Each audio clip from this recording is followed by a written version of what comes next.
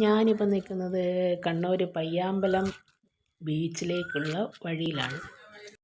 ഈ പാർക്കിലൂടെ നടക്കുകയാണ്. ഈ പാർക്കിലൂടെ കയറിയിട്ട് വേണം നമ്മൾ ബീച്ചിലേക്ക് ഇറങ്ങാൻ. എളുപ്പ വഴിയാണ് ബീച്ചിലേക്കുള്ളത്. പയ്യാമ്പലം ഉള്ള മഹാനേതാക്കളുടെ സ്മൃതി മണ്ഡപം കൂടി ഒന്ന് സന്ദർശിക്കുക എന്നുള്ളതാണ് ഉദ്ദേശം. സഖാവ് ശ്രീ കെ നായനാർ EMS അല്ല, മറ്റുള്ള നേതാക്കന്മാർ എല്ലാവരെയും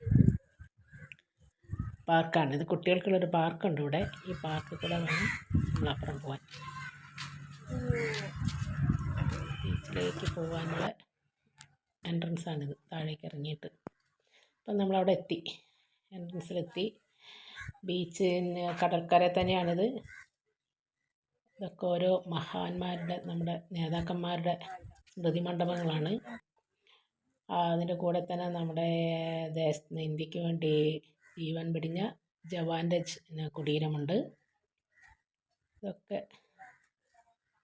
കാണാനായിട്ടുള്ളൊരു യാത്രയാണിത്. ഓരോരുത്തരെയും മണ്ഡപത്തിൻ്റെ മുമ്പിൽ പേരുണ്ട്, സ്മൃതി മണ്ഡപത്തിൻ്റെ മുമ്പിൽ പേരുകളുണ്ട്.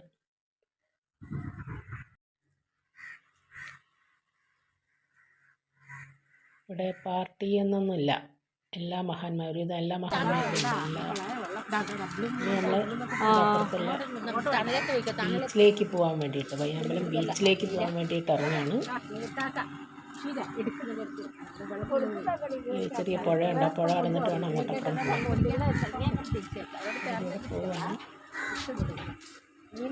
പഴയ പാലമാണ്. വെള്ളം നല്ലതല്ല.